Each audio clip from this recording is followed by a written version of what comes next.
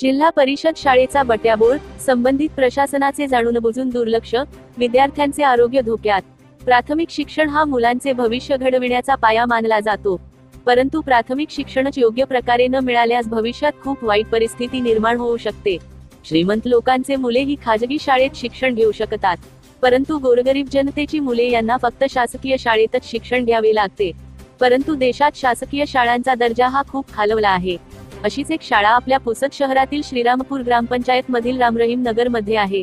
सदर शाळा ही लहान मुलांची शाळा असून सदर शाळेच्या आजूबाजूला संपूर्ण घाणीचे साम्राज्य पसरले आहे। पावसाळ्यात तर लहान मुलांना शाळेत जाण्यासाठी अतोनात त्रास सहन करावा लागतो। याकडे मात्र ग्रामपंचायत श्रीरामपूर संबंधित प्रशासन मात्र लक्ष देण्यास टाळाटाळ करीत आहे आणि शहरातील लोकप्रतिनिधी सुद्धा याकडे लक्ष देण्यास तयार नाही। तेथील नागरिकांनी सदर शाळा ही चांगल्या प्रतीची बनविण्यात यावी अशी आशा व्यक्त केली आहे।